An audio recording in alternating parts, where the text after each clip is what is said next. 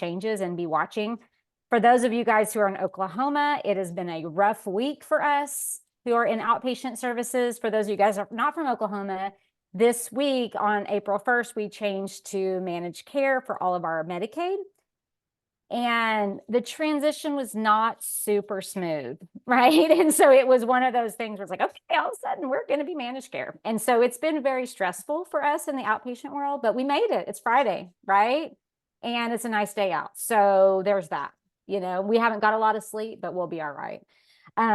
So real quickly, why you guys are talking about why you're here. I think you guys, it sounds like, are struggling with some of the same things that I struggle with and that everybody struggles with in OT and speech and PT and special education. It's like, really, how do we get a good picture? How do we, you know, and what I know and what you guys know, I know I'm preaching the choir, probably a lot of this, is that your standardized assessments don't often tell you much, right? And we cannot rely purely on standardized assessments. Sometimes we can rely on them very, very little. And so it's like, what other tools are out there that we can use? As I'm going through this too, feel free that, because I know there's a lot of people out here that have just as much experience as I have, or not more, is posting in the chat box and sharing resources with each other. I mean, that's what we're here for, right? Is to just support each other. So if there's resources that I don't mention that you really like, I would love to hear that. Post it in the chat box and I'll put it on the Padlet. Okay. And so here, what we do, so for those of you guys that know Blue Sparrow, I mean, obviously, you know, some level because you found this training. Kelly, I'm an OT. My business partner is a speech path, Kelly Marshall. We do a variety of things. So we're therapists just like you. I work in the schools. I do outpatient, do all those things. We do sometimes an individual consultation. I was working with a business manager this morning on just kind of some support for her team. We also do program evaluations. So we've had teams come to us and say, oh my gosh, how do we address this waiting list? And we help kind of look at their processes and their efficiency. We've also had people come and say, our documentation is taking way too long. Can you please give us some tips for that? We do customized training. So we're doing one right now with a large school district on transitioning to the 3-to-1 model and looking at how we can handle these huge caseloads that all school-based providers are experiencing. So that's one project that we're working on right now. That's really exciting for us. So customized trainings there. I do a lot on autism and challenging behavior. Kelly is very similar in her practice. We have some e-courses available. So one e-course that we've had several groups do lately is an onboarding. So we've created an onboarding course and it's mostly targeted towards outpatient right now, but so your outpatient, we can customize it for your team, that your team can go through on how to document medical necessity, how to work with families. And so you don't have to, as if you're a manager, if you have a team, you don't have to come up with that. We've already come up with that for you. And then we have some digital resources on there. So feel free to send us an email, check out our website. We also do a free 15-minute consultation. It's on, you can click on that link and you can sign up on the calendar. So this is an upcoming course that I'm going to be rolling out in the next couple of weeks. Is just right now we're talking about assessments, but we all know that is a small piece of what we do to support children with autism. And so I'm going to go through an e-course on really, okay, from evaluation to how do we write goals? What are some strategies for teaching? What are ways we can monitor progress? And what are some strategies for managing behavior? Okay, so we're going to have that the next couple of weeks. So if you fill out the survey at the end, you get a discount code on that. So I would love for you guys to be a part of that. I'm excited about that course. Here's our Padlet. So like I said, it will be up indefinitely. So use it, go back to it, refer it to other people, you know, because there's a ton of resources on there. Okay, so let's jump into occupational therapy and evaluations. I think the first thing, I know we have a variety of providers. We have some outpatient and we have some school-based providers on here. And so the big thing that you have to start off with is, what is the goal of this evaluation, right?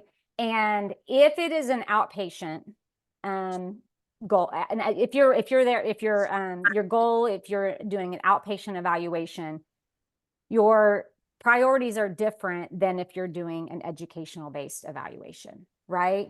I think we all know that, we all agree to that. I think that what I've seen a lot of, and I had a long conversation with a colleague earlier today about this, is with outpatient services, we really need to be justifying medical necessity. And you'll see on the Padlet, there is a document that looks at the difference between for outpatient and educational. And I see this a big issue, and I think we've probably done it to ourselves, right? Is that I see in the schools, especially this team that I was working with right lately, I see in the schools that we're trying to make our school-based therapy look like outpatient. And so families get confused. They're like, well, you should be seeing my kid twice a week for 30 minutes because that's what the doctor wrote. That's what the prescription says. Okay. Well, you need to be seeing individually. You need to see one-on-one. You need to be seeing direct services. Okay. No, our role is different in the educational setting. Okay. Our role in the educational setting is to support participation in the school setting. Our evaluation is about contributing information to the team. Our evaluation is not to say they need OT or not. And that was a big change for me to wrap my brain around. My job is not to say, oh, you have a score that is in the delayed range, you need OT. My goal is to say, this is their score. The team now decides, would OT help them meet their goals or not? Okay. The other is that outpatient. Okay. Our job in the outpatient world is to justify medical necessity. If I'm working on things that are like I was reviewing some charts last week, and it was like a lot of fine motor, and it was handwriting, and it was cutting and coloring. Is that medically necessary? You know, like maybe not, but I need to make sure I justify that, especially as payers are getting more and more, as you guys all know, healthcare is on the rise. It keeps increasing costs. So we have to make sure that we're justifying our services. And if we're just seeing everybody and evaluating everybody for handwriting, that's not a true skilled service in the outpatient world. Okay, that's not justified medically necessary. And so we have to make sure that we are being aware of that, and that we're using our services as efficiently and effectively as possible. Okay, so first thing is like, is this an outpatient where I have to justify medical necessity?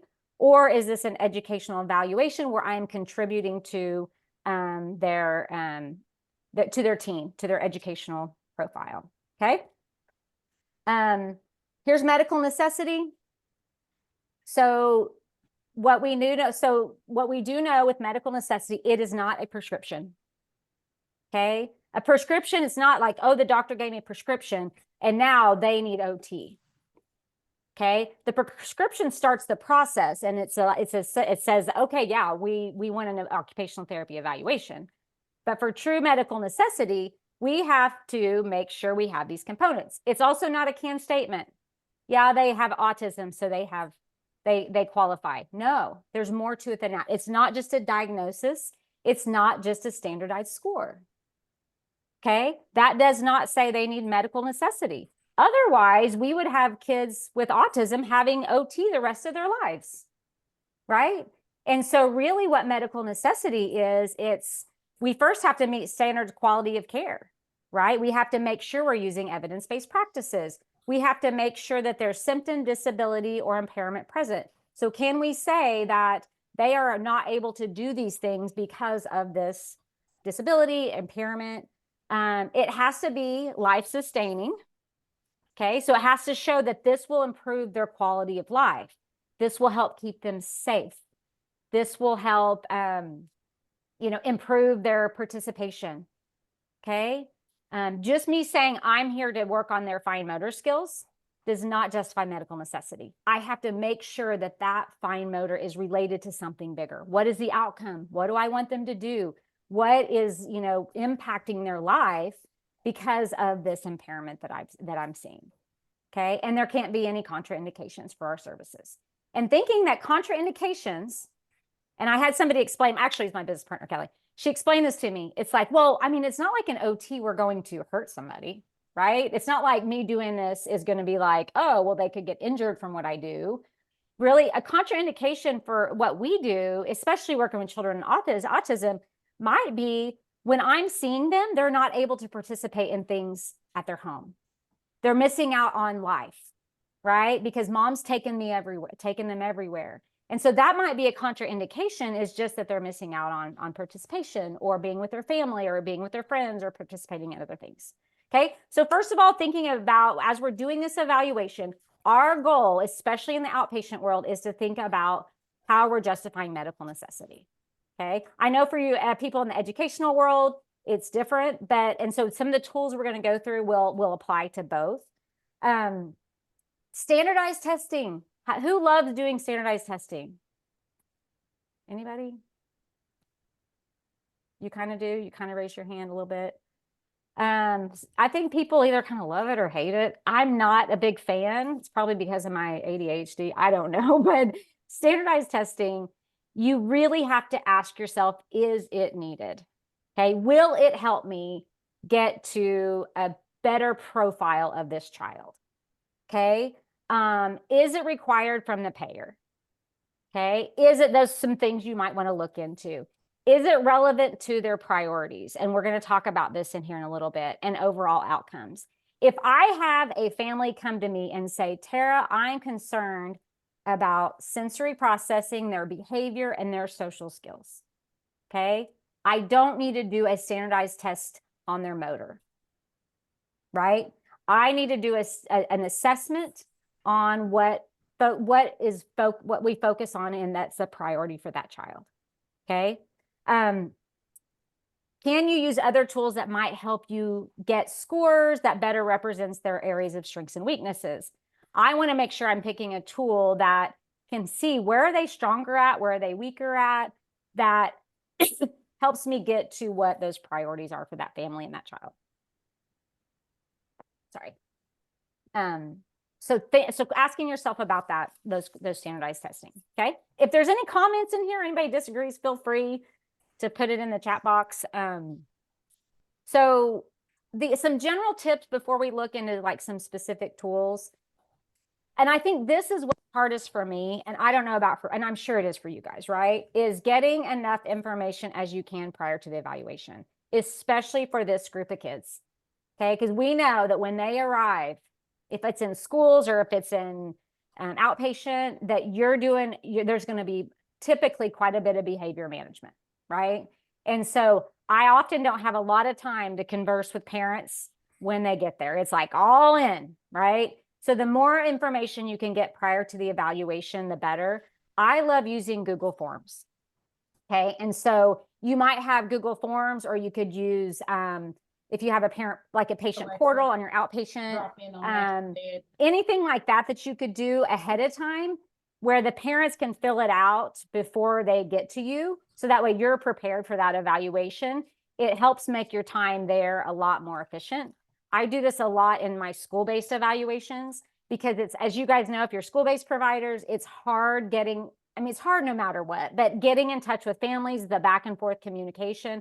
So what I've done this year in my schools is I have a Google form for parents and I have a Google form for teachers.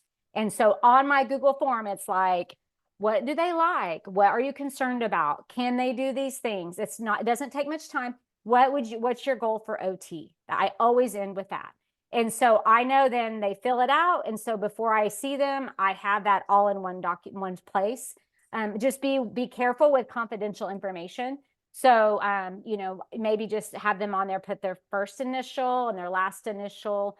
So something like that. So I love to use the Google Forms. Once again, I'm going to show you the priorities, and your areas of concern should drive what tools you use. Okay. Avoid using same tools for every child. Okay. And I've seen this happen. It's like, no matter what the concern comes in, we're going to do the sensory profile. We're going to do the Brunics. We're going to do this. We're going to do this and this. That's not needed. Right. And so why are we doing that? Does it relate to an outcome? Does it relate to something that's important to the family? Or what is the purpose? I know in the schools, we do it because of what area of consent was signed, right? And so, but for outpatient, it is all about what the priorities are. Why are they here? Okay. So you avoid having the same tools that we're using for every kid. Okay. That's not a skilled service anymore, right? Anybody can do a standardized assessment. A standardized assessment is not a skill, right? What's a skill is interpreting which one you're going to use and interpreting the results from that standardized assessment. Okay. We can teach techs to do standardized assessments, right? It's protocol. Okay. But we can't teach them is to decide which one, and we can't decide, can't teach them how to interpret those results to create a plan. Okay. Avoid, have motivators readily available or have them bring, right? Have them already there. So one thing I always put on my Google form is, what do they enjoy? What things do they like? Okay. So that way, you know, when they come in, especially when they first transition in, that you have access to things that they like. Okay. Having a visual schedule for your evaluation. So something that kind of lines out what's going to happen. If the parents can have that ahead of time, that's great. One recommendation was multiple visits. And I'm like, well, in the perfect world, that would be wonderful, right? But in our real world, that's nearly impossible. But it's an idea, right? Maybe you have a different setup than what we do. This is hard to do, but it would make sense for this, you know, the child to be able to multiple visits. What I've seen in this situation that helps is if they're already seeing speech and then they come for an OT evaluation, it's a lot easier for those kids because they've already familiar with where we're at. And then really thinking about the simple instructions during your evaluations. Okay, so really lowering expectation, lowering how much you're talking, how much, you know, you're saying, let's do this, let's do that, have it structured, lower levels of things going on. That can be really helpful for a lot of kids. So here's some general assessment components to think about in your write-up. Is, you know, your background is going to be developmental history, reason for referral. So I always put that at the top. What are the priorities? Okay, like I said, as payers are moving more to this value-based, more to this outcome-based, it's going to be really important for us to indicate on there what's important, because we're going to come back to that in our goals. Okay, our goals are going to be written about what is important to the family. What are maybe current previous services? What have interventions that worked, what not worked? What are their motivators, their strengths that the parents report? Our objective information is going to be what happened during the evaluation. What was their behavior? How did they do transitions? How did they communicate? What was their social skills like? How do they follow directions? What are their motor skills like on a general note? And then how do they imitate? So these are some things that we might put on there that would be different for other children. But for children with autism, these are things that are often hard. Their social skills, their imitation, their following directions. Okay. And then your assessment. Also in that objective section would be your testing that happened. One thing I would make sure you do is that you're describing that testing and what it means. I don't know if many of you guys have read through some before, but I have, and I've written them too, right? Where you're like, they have a standardized score of 75, blah, blah. What does a 75 mean? Okay. If you were to go ask maybe my husband, right? And I'd say, okay, your child has a 75. He would be like, what does that mean? Does that mean it's like a C? You know? And so making sure that you are lining out and you're writing it in a way, explaining it to where people know what you're talking about. And then that assessment, so that analysis, what's the areas of strengths, need, and this is really where you sell people on why your services are needed. Okay. This is the skilled part of our evaluation. Anybody can write the background and the objective information, right? Anybody can write that. Our skilled part of this is in our assessment. I want to sell people about why I am so important to this child, right? To help them meet medical necessity, to help them have a better quality of life, to help them feel safe, to help their family be, you know, together, whatever it might be. That's what I want to do in my assessment piece. Okay, that's where you need to have the most quality information. And then the plan, the goals, treatment codes, making sure you know your treatment codes, your session length, and your frequency. I heard today, I don't know if anybody's heard this, I was talking to Kelly this morning, that there's some new treatment codes that are out about parent training. Have you guys heard of this? where the parent doesn't have to, I think I wrote it down. Where the parent does not, 971595551, anyway, I could make up any number, where the parent doesn't have to be there. I don't know if it's getting paid or not, but it's a new code that recently came out about skilled service for parent training. I'm like, oh, this would be wonderful, right?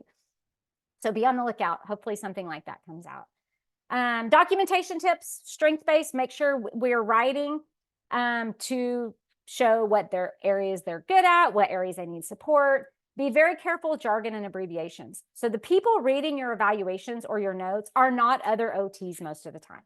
Okay, it's maybe a nurse, it's maybe a caseworker. Write it in a way anybody can understand. Okay, background on your objective information only, and then your assessment is that analysis and no emotions. If I can read your report and I can tell if you enjoyed that session or not, there's subjectivity in it and there's emotions. Okay, so now let's get into this. Any thoughts so far? Anything that I've said that kind of like sat with you wrong or that sat with you right, maybe? Anybody? Post it in the chat box if you do.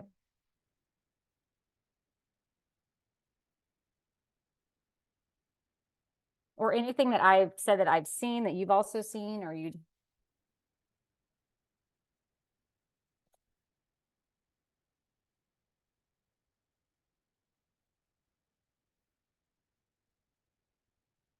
Nobody?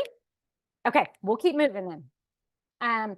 So what I did here is I looked at, as I said earlier, the family priorities, right, should drive your evaluation.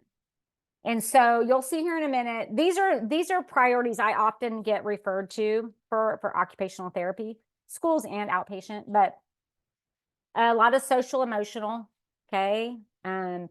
Sometimes motor. Most of the time for autism, it's not about motor, so I'm not going to spend much time on that. It might be adaptive, like they want to work on them being more independent or toilet training or whatever that might be. Sometimes it's about more like sensory behavior. So they're coming to you because they're having kind of issues with behavior. So what I did here, you'll see up next here in a few slides is kind of, made a table that kind of, in my mind, if I were having these priorities, these are kind of the tools that I would select. The COPM, some of you guys might have heard of that. I don't necessarily use it in the official way, but I do like to use it for just getting a rating scale of how they feel like they're performing on this activity and how satisfied they are. Okay, so you can, it helps you to say, okay, what is important to you? Tell me how are they performing it on a scale of 1 to 10, and how satisfied are you with this? This is more about helping you monitor progress over time, because that's the other thing.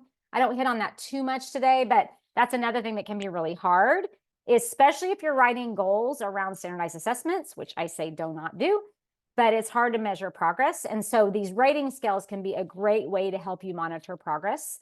But I can say, okay, well, when we first came in, they were a 5 and now they're a 7 satisfaction or performance. So here's just kind of some examples, and these are just kind of how, in my mind, how I go through if I have somebody coming in that they're concerned in these different areas. Okay, like I said, I'm not going to do the same assessments for same area. If they are really concerned about social emotional, I'm not going to do the Brunics. Okay, if they are only concerned about motor, not going to do the sensory profile. Okay, and there are different cases in there. Sometimes they're concerned about both, right? But these are kind of some tools that I use that based on their priorities. Okay, so I'm going to go through some of these. I'm not going to go through the ones that you're probably super familiar with. I'm going to go through some of these different ones. And most all of these are on either the link or the tool itself is on the Padlet for you to reference. Okay, and a lot of them are free, right? So the day of the evaluation, once again, tools align. Functional activities. So do you have some, a basket of functional activities to do, if you're planning a standardized assessment and the child is having difficulty with it, do you have some backup items? Okay, so do you have some things to motivate, some things to help keep them, keep them occupied when they get there? Great time to use those rating scales. Could think about standardized scores, and then have those visual supports readily available. These are some things I like to have in my back pocket. Motivators, number one, okay, a dry erase board, right? I always have a dry erase board with me. And so I know if I don't have the exact visual support that child needs, then because I didn't get to talk to the family or whatever the situation is, I like to have a dry erase board so I can draw pictures of what we're going to do during the evaluation. Okay. Or I can do, okay, we're going to do 5, and then we're going to take a break. Okay, so I'll just write 5 circles. And when I cross those 5 off, we do 5 items. We take a break for a minute, and then we come back. Okay, so having that visual support readily available has really helped me a lot. Having some different types of sensory type activities that don't require following directions, they don't require imitating. It's just maybe some things like some bubbles or Play-Doh or fidgets or things like that. iPad or electronic device.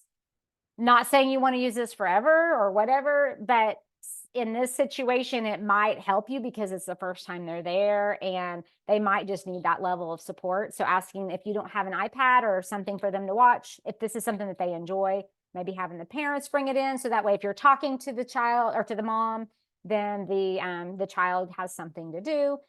I also like just having some visual motor activities. So that way, something that they can do without a lot of instruction, like a puzzle or a matching or a shape sorter or whatever it might be that they can just do to help them get comfortable in the environment. And it doesn't require me just giving them instructions. Once again, the visual schedule. Here's the assessments for visual motor skills. I'm not going to spend a lot of time on these because these are things where you guys are probably very familiar with.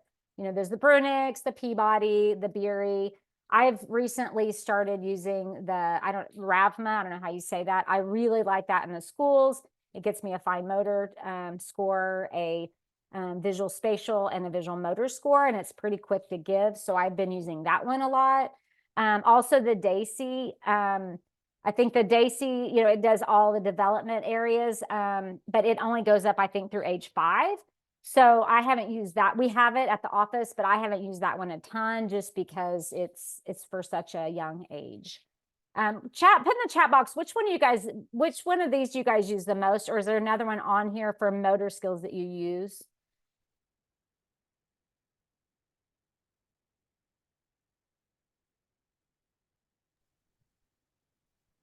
We use the Beery a lot in our schools around Shawnee. Okay, yeah. Yeah, and Allison, you might look at the RAVMA because I've liked that a lot more than the Beery because it also gives me a fine motor score. The bot, the Beery's definitely not my favorite. Yeah, I don't love it either. It's easy and quick, but I don't feel like it gives me. Yeah, I'll definitely give it a look. Thank you. Yeah. The bot, I hate the bot so much. I know it's like the only one we have, Harley, but I'm like, oh, I hate that one. The Beery and bot as well as the PDM. Yeah, that's what I typically use. We did have a comment from yes, for children who are not verbal. Yes, I do like the Beery and the RAVMA for sure. Rebecca said, I went in a school-based setting when we were trying to clarify that goals are child-driven, not discipline, asking questions about what you want from it. Yeah, I agree, Rebecca. And I think that's why it's different in the school-based is that I might be doing an evaluation, for just to contribute to eligibility.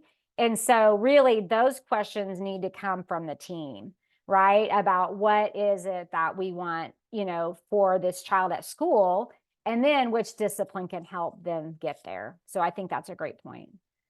I used to use the M-Fun a lot. I don't know which one that one is. Has anybody heard of the M-Fun? Sounds fun though.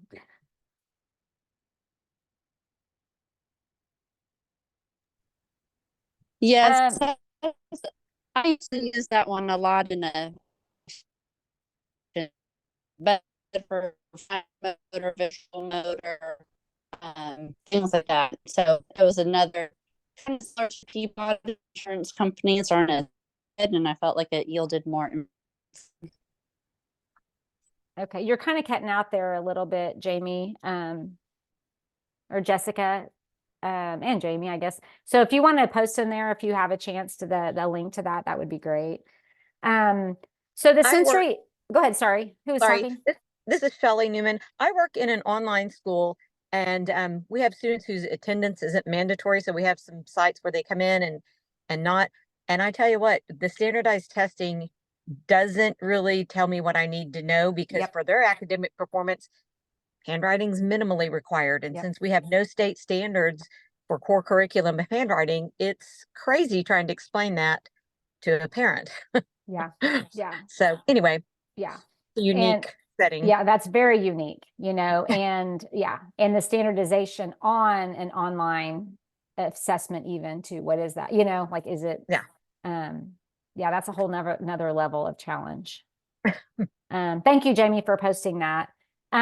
So looking at sensory behavior, and I like these, especially the first two, because you can do them online. And so the sensory profile, I've been using the sensory processing measure more lately, because I like the way the reports come out on that. And so I can just send that link to families. I can send it to teachers. I can do it before the assessment. I like it. I don't know. You guys are probably all familiar with like the Q Global and the Par Connect and all that. I like it too, because you don't have to pay until you get it back, until you do a report. So I don't know about you, but we have people that don't show up for evaluations, right? And so I don't have to pay for that unless they actually complete it and I want a report for it. So like I said, I've been using the sensory processing measure a lot more, because I like the report of it. I like the interventions that it provides, the accommodations. So especially in schools, I've been using that a lot more. These next two tools I'm going to show you that might be newer to you. These definitely come from more of a behavioral kind of area, but I really like them. I love the motivation assessment scale. So this is a great tool it's free, it's easy. It is a great tool to use on behavior. And so I recommend that, like, if I have somebody, especially in the schools and outpatient, both, I've used it both, but they're like, oh, well, we need a weighted blanket because we need a fidget because he's having these behaviors. You're the OT, I need you to get him a vest, right? Did anybody experience that, or is it just me? Everybody's experienced that, right? So I say, well, let's make sure that we know why he's having these behaviors, right? It might not be a sensory need. Okay, believe it or not every behavior is about sensory, right? And so that's where I'll kind of go through this motivation assessment scale. And so what I do is, when you're doing this, you want to make sure that you are looking at one specific behavior. And that's the other trick, is that once you ask them, well, tell me what behavior that is impacting his day. Well, just the sensory behaviors. No, I don't know what that means. Okay. So you're saying, okay, running around the classroom. Let's use running around the classroom, and let's fill out this motivation assessment scale to see really if it's a sensory need, or maybe it's escape. I don't know. Right. And so what you do is you ask these questions. You can go through it. I've set these up in Google Forms before, to where I can send it to them. I've also done it in a kind of more interview format. And so what you do is you score it, and then whatever area on there is the highest, that's the most likely reason for that behavior. Okay. So you score it, and it's like, oh, well, this is interesting.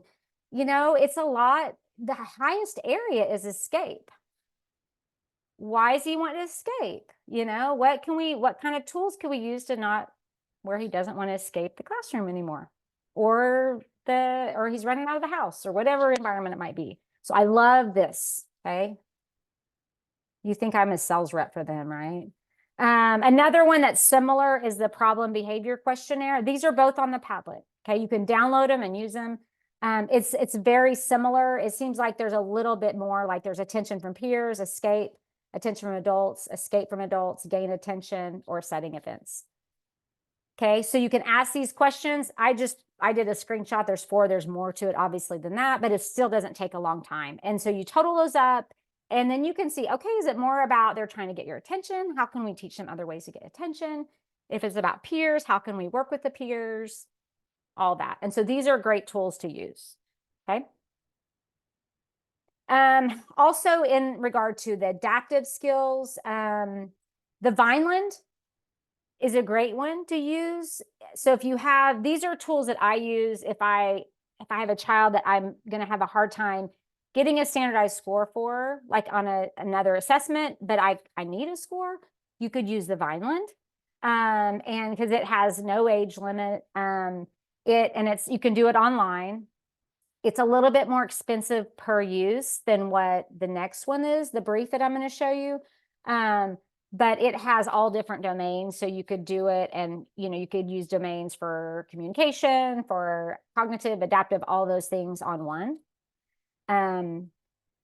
But anymore so I use the PDCAT. Okay, so it's a computerized it's online, and the age range is really large. I can also send this to parents. So if I have a child with autism I'm working with in the schools, and a motor assessment would be really hard, it wouldn't give me anything to do with them, then I would do this adaptive skill. It's like I was with a 3-year-old the other day who was just starting school, and I'm like, Peabody's not going to tell me anything for him, right? And so I'm like, let me send this to the parents and see how his adaptive skills are, how his daily, self-help skills are at home. And then I can use those scores. So I really like the PDCAT, and I like the report that it gives me. And then I can plug that information into either my outpatient eval or into EdPlan. For those of you guys who are not here, EdPlan is our statewide IEP monitoring system, whatever. This is kind of what the scores look like on the PDCAT. The sensory processing measure is not on Q Global. It's on WPS.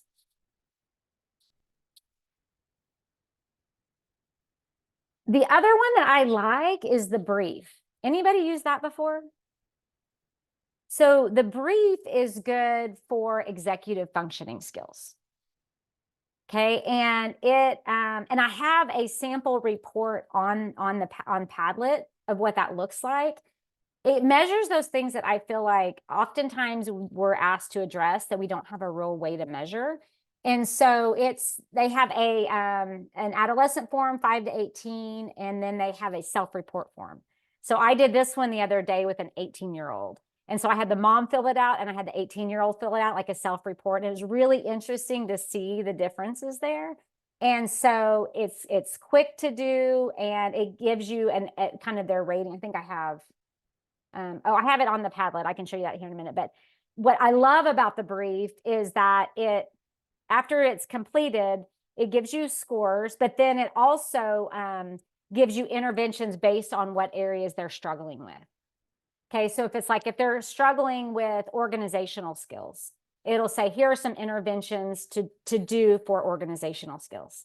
Okay, if they're struggling with transitions or with social interactions or project management, something like that, like planning projects, if they're struggling with that, it gives you interventions to do based on that. And I think it gives you maybe ideas on goals too. It's wonderful. So it's an online one, and it's through, I think it's through WPS as well. I think I should have it on the Padlet. So then social emotional tools, that's something that I'll use. The social skills profile. Anybody familiar with this?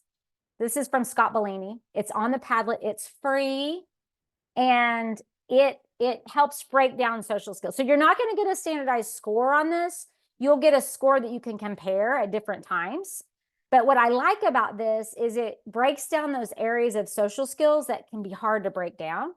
And it kind of where you can start seeing where they are struggling with, what areas, and then you can do interventions based on those areas.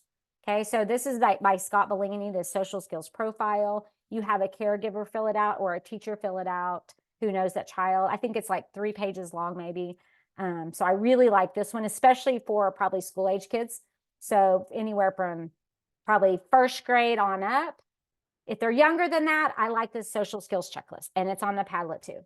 Okay, it gives, they just check off almost always to almost never. And then it kind of gives you a total at the end, and you can use that to kind of start seeing progress. Okay, this is another one I like.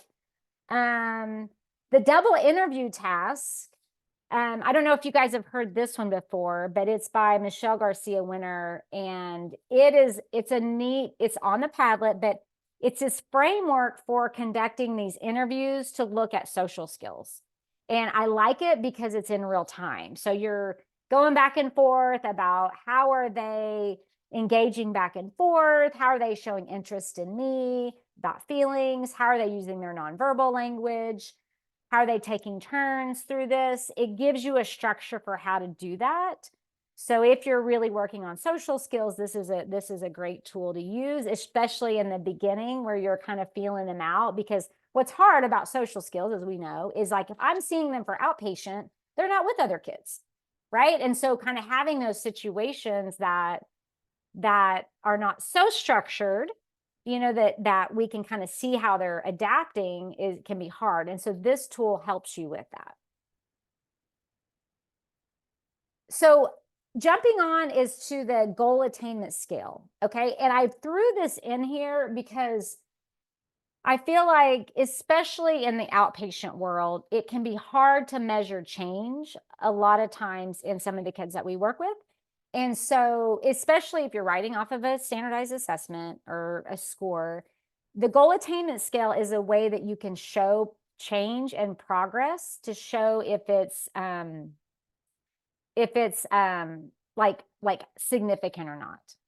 Okay. And so essentially with the goal attainment scale, I'm not going to spend a whole lot of time on this, but I just want to kind of introduce you to it. There's a link on the Padlet for using the goal attainment scale, a goal attainment scale. But it really, like, what you do is you set it up in the beginning, this 5-point scale where, you know, each has different levels of this skill. Okay. Let's see. I think I have it right here. No, I don't. So it's like, say if I'm wanting the child to, you know, get dressed by themselves. That would be a 3, or I think it's a 3. Oh my gosh, a 3. No, I'm sorry, a 2. A 0 is like a lot worse, and a 4 is a lot better. And so you set up this scale, and then you rate them in the beginning, and then you rate them at intervals, and you put it into this formula, this Excel sheet, and it gives you if there's a significant change or not. Okay. If this is something you're interested in learning more about, let me know. Like, I could spend a lot of time on this, but it's just a way to show progress. And so what I do on this Excel sheet is I list all the goals. Okay. So if I have a goal about saying hello to a peer, I have a dressing goal and a grooming goal. That I rate the importance, and then I rate how they did at baseline and where they are now, and to see if there's a significant change in their progress. So if you look here, their baseline was a 36.4 and they got to 56.8, a change of 20.4, which is significant, right? Anything above a 10 would be pretty significant, especially above a 20. Okay. So you can justify that, the need for occupational therapy. So those are some tools. Goals, writing your goals based on family priorities. Your goals should not be hard to write on your evaluations. Okay. If you're in the school system, it's going to look different. Okay. For outpatient services, it is, I'm writing goals. I'm going back to, okay, the family said that it was important to them for them to be able to go out to eat. I'm going to write a goal about, you know, getting out and being in different places. I'm going to write a goal about being more independent, whatever it is, their priorities. Remember those SMART or those COAST goals, where they're measurable, they're attainable, they are important to the family. Do not write off standardized assessments. That is long gone, right? If you are writing based on the Peabody, that is not evidence-based practice, okay? Because nobody cares what your Peabody score is. Insurances don't care. I mean, y'all might have to use those scores to qualify or for eligibility, but when it comes down to it, what we have to look at is outcomes. How is this family have better outcomes? How are they able to participate in more things now? Try to aim for less than 5 goals. I've also seen evals where it's like there's 10 goals on there. I'm like, if you cannot remember your goals in your session, there's too many. If you cannot quickly say, oh, we're working on this, this, this, and this, you have too many. Okay. We don't have that much time. It's better to do fewer goals and work on those over and over and over again, meet those goals, and then move to it, than it is to have 10 goals and you never even get to half of them. Okay. Thinking about the dead man goals and the stranger goals. Stranger goals, it has to be, anybody would know how to do that goal. I've had to learn that a lot doing more supervision with CODAs, is that I have to write it in a way that they understand what was going on in my brain, right? And I'm sure if you're a CODA on here, you're like, you've read those goals before, right? And Barbara's like, yes. And so you've read those goals before. You're like, I don't know what the heck they're trying to do here. I don't know what I'm supposed to do, right? This goal doesn't make any sense. So making sure everybody understands it. Okay. So getting input from other people. The dead man goals. Okay. If a dead person can do it, it's not a goal.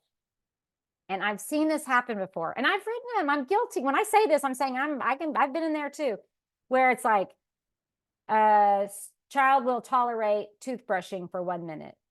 Well, a dead person can tolerate toothbrushing for 1 minute, right? What is the active participation? Okay. Instead, the child will follow the steps of toothbrushing schedule, whatever it might be. There has to be active participation. Will tolerate various sensory activities. A dead person can tolerate various sensory activities, right? It needs to show active engagement from the patient or the child, whatever. Okay. Thinking neurodiversity. Okay. And remembering that we are not writing goals for them to be without the diagnosis of autism, right? We are writing goals for them to be able to participate in their activities and have high quality of life. If you're writing a goal that says they will be socially socially acceptable behavior 90% of the time, it's probably not a good goal, right? Then they wouldn't have autism, maybe, right? I'm not even socially acceptable 90% of the time, right? I'm sitting about a 45% usually. So making sure that we are writing goals and we're thinking about neurodiversity. We are thinking about what is it that makes them special, that they're different. We don't have to teach them not to be themselves anymore, right? We just want to help them be maybe more independent or be able to participate in things that they enjoy. So kind of remembering that as we're going through this. So your treatment plan, know your treatment codes. Okay, look at your treatment codes and your diagnosis codes. Okay, because those are coming up, and we're gonna need to be more and more aware of those, especially in Oklahoma, because we don't know what this is all happening, right? We know we have now managed care. We know that we have different payers. We don't know how they're going to look at diagnoses codes different. Okay, so being well aware of that, avoid the same plan for every child. If you're like, every kid that qualifies get once a week at 30 minutes or twice a week at 30 minutes, be very cautious, because what that's doing to us, and I do this, I've been there and I've done this, right? But what this does is it takes away our skill, because insurance companies can say, what is skilled about this? Every single person that you see gets 30 minutes once a week. Well, anybody could say that. Okay. So making sure in your plan that you're including why you're seeing them this much time. Thinking about the episodic care. What if I said in my plan, I said, I'm going to see them for 4 weeks, and then we're going to give them a 2-week break. And then I'm going to see them for another 4 weeks. Okay. Because my goal from the beginning is to work my way out of a job. So this is where I think we've done a big disservice to a lot of families, is that we've often said, you have autism, you need OT speech and ABA. You don't need those because you have autism, right? You need those because you're struggling in these areas that are limiting your ability to participate and be a part of whatever it is you want to be part of, right? And so making sure that we're thinking about that from the beginning. We're telling families, like, we are here not to be in their life. We'd love to be in your lives forever, but we can do that in different ways. But right now we are here to work our way out of a job. This is what's important to you. We're going to focus on this, and then we're going to back out. Okay. Families don't want to come to therapy the rest of their lives, but that's what we're seeing happen a lot right now. And I know it's probably all over, right? So some technology tricks. Okay. I'm going to show you a few different ones that I really like. The Padlet. Okay. You guys saw the Padlet. I don't know how many of you guys are familiar with that. I love to use Padlets. I've done it for a lot of different ways. I do it for my trainings, right? I've done it in our OT teams. We have one with our therapy company. We have it, where all of our forms and our resources are all in a Padlet. It's an easy way to share documents, not confidential, you don't share those, but websites in one place. You could share it with families. So maybe your OT department has a Padlet that has strategies for different areas. Okay, so that we can share with parents. So when you have a parent that comes in and, okay, here's a resource for you. Here's places you can go take your kids out to eat. Here are fine motor activities. Here are adaptive. Here's some tips on behavior. here are some resources. So having that you can share with families would be awesome. And Chat GPT, anybody use that? I can't imagine now not using it. Like I use Chat GPT a lot, and I'll use it. Sometimes I'll have it rewrite something that I said. So I'll just go in there and I'll say, rewrite this. So maybe I'm doing my assessment paragraph on my evaluation. I'm just getting stuck. I'll have Chat GPT rewrite that for me. I usually use it to kind of just get my brain going. So maybe I did it not too long ago for letter of medical necessity, right? And so I literally put in there, write a letter of medical necessity for this certain gait trainer for a 7-year-old with cerebral palsy. And it popped out a letter for me. I'm like, oh my God, this is beautiful. I mean, of course I took it and I made sure it was individualized and all that, but at least it got me started. Okay, so anyway, use Chat GPT. Google Sheets, I've used a ton. So to organize our caseloads in the schools, I'll link any documents in there, status of reports, pending reports. Mostly I've used the Google Sheets for our school-based services. The Google Forms, as I showed you, I use a ton of Google Forms. It's easy to keep everything in one place for me. So I know if I'm doing an evaluation in the schools, I can go here and all that information is still saved for me. Google Calendars. Let me show you. I'll go here a bit. So then the Google Calendars and then the online assessments that we've already talked about. Here's the Padlet. So this is one that we used a while ago, but you could see how I just kind of organized it. There's Google Sheets, Google Forms. So another thing, I don't know if you guys have used the Google Booking before. But what I've done with this in the schools and for supervision has been really helpful. You can go in your Google Calendar and you can create a Google Booking. And so what I did is I created this Google Booking, and it was for school-based evaluations, right? Because I'm not in the schools, like, the codas are there every day. And so for me, it's like, it's random, and so I did a booking of the next 2 months or whatever of times that I could do it. And then they just go in and they look at that. It's a website, a booking page. They go in and they click and schedule me for my evaluations, right? Because they're the ones with the teachers. And so they know where the best times to do the evaluations or the reevaluations. So they'll go in and they'll book. They're like, okay, this would be good. Next Monday at 9 o'clock, they put it in there. They do the student's initials, the school, and maybe a little bit, no confidential information. But then it's a trigger for me that I know at 9 o'clock, I need to be at Richmond. Okay. I need to be at this school. So I don't have to then coordinate with everybody. And the codas are like, yes, because they're always like, okay, Tara, when are you going to do this eval? And so it gives them reassurance that they put it on the calendar. Okay. So you can do that with supervision. You could send booking pages to the teachers, for meetings, whatever. I love this new, and it's free on Google. Love this. Okay. Boy, that was a lot. And we're at 12:57. So if you have any questions, feel free to post it in the chat box. I'll be on it for a few minutes. If you're kind of like, I need some help, you need a customized training, workshop, one-on-one, scan this, and you can book just a free 15-minute consult. And then I can say, okay, this is how we could help you. This is maybe how we couldn't, or whatever that might look like. So feel free to reach out to us. And then if you do our survey, then you can get 25% off any of our trainings. So that one that's coming up on autism, you can get that off that, or any of our online courses that we already have. I have one on behavior escalation. I have one on sensory or behavior. We have an onboarding course. What else do we have? You can look on there. We have some different ebooks as well. So if you do the survey, you get a little link to do that. I'm learning all these technology things. That's kind of fun. Okay, any questions? I'll send this out to the recording so you can watch it again. The Padlet's there if you need anything.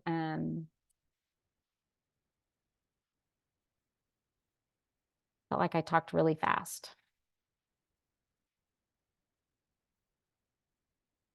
It's great to see some of you guys. I feel like I haven't seen some faces. I haven't seen Rebecca in a while, Amber, Carrie, Barbara. I haven't seen you guys in so long. Michelle. Thank you, Laura.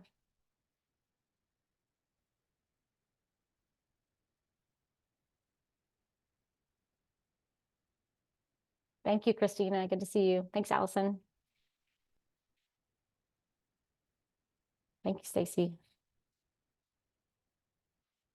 Enjoy your beautiful day out today, at least in Oklahoma. I don't know where you're at, but the New Jersey people might not be as nice there.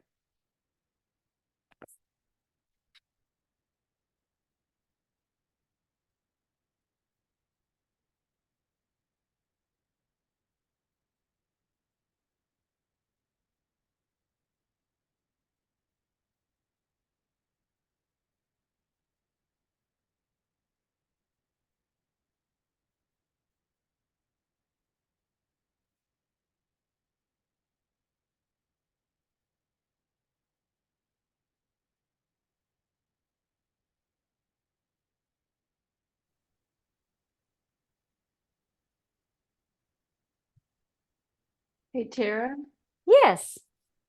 let me put this on. It's great to see you. Good to see you. Your came to mind just recently. I was in up in one of the schools I'm working with, and I thought either you could help provide an in-service training or give me a good person.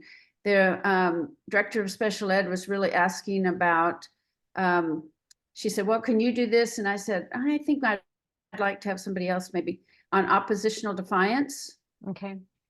Do you have someone that you think, or something that you might be able to? Well, I wouldn't speak specifically about the disorder. It would be more about the characteristics of the disorder. So it'd be more like, how do we work with children with challenging behaviors?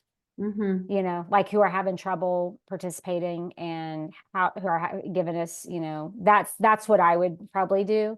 Mm-hmm. Especially in the schools, because it's not an eligibility category, so Right. it would be really more about working with them on understanding what that behavior means.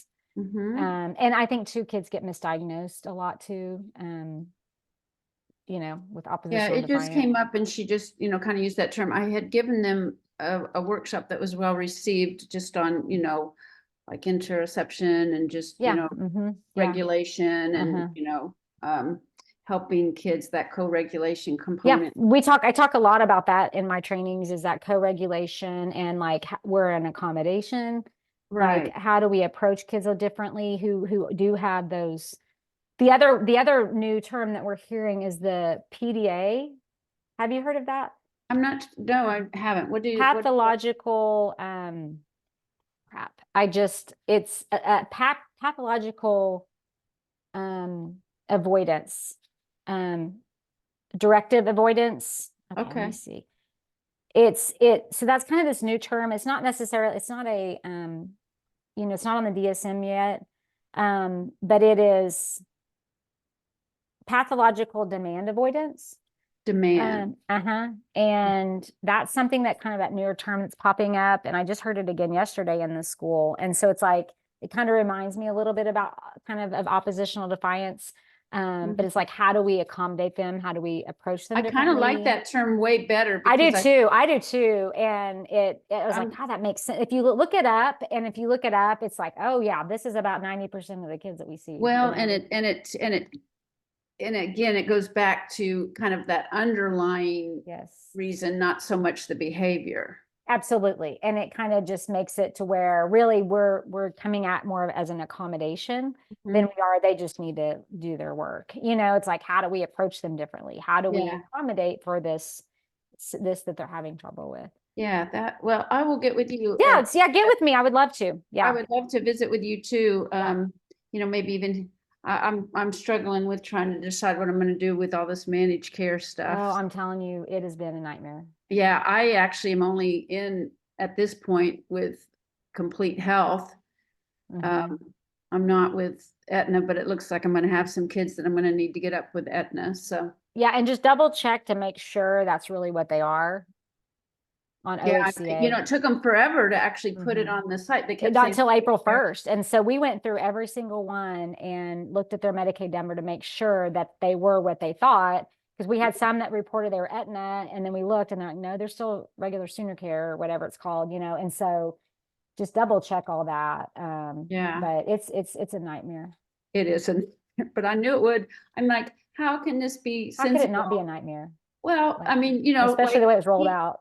Yeah, and even when you're saying, okay, like Oklahoma Complete Health, they're like the contractor, but then you have to go to a valid, you know, a validity, and then you have to do the pay source. It's like, I'm how is this any different than regular, like just well, keeping them how, on it's much medication? more complex because now Yes. you're ending up instead of one entity. Exactly. Now we for have how many, each all these entity, it's hands not in it. even like 4 different ones, it's now 12 different ones. Exactly. Because I know each- it doesn't make any sense to me, but I think, yeah, I'm pretty frustrated with the whole Mhm. situation. But, I'm with you. I am well, with you. I'd love your input because I know. Yeah, if you need anything, let me know. I mean, I we're know just you kind of, guys- we're just figuring it out as we go right now because there wasn't, you know, Kelly's done a really good job at like staying on top of things as Well, much as she can, but we didn't have the information either, you know, for like, a long time I kept, and that's, you know, then I ended up going to Ecuador. I said, well, I'm just leaving. I thought about that this week. I'm like, I'm just gonna leave the country. Where can I go? I did it the 1st of March and I thought, well, you know, Yeah. I guess I'm paying for it now, but Yeah. I don't Anyway. know. It probably wouldn't have even mattered, you know? no, it didn't. Because, you know, I Mm. said, well, nobody else is having much luck either. So, Yeah, exactly. Yeah. well, So, I well, thank appreciate you. you as always. So. Thank you. And let me know if we can help. I will get with you. Okay, yeah. Probably after the 15th, give you a little time in my, Yeah. I know the next couple weeks are crazy. Yeah, that sounds great. Thank you. Great little talk. Thank you. Bye-bye.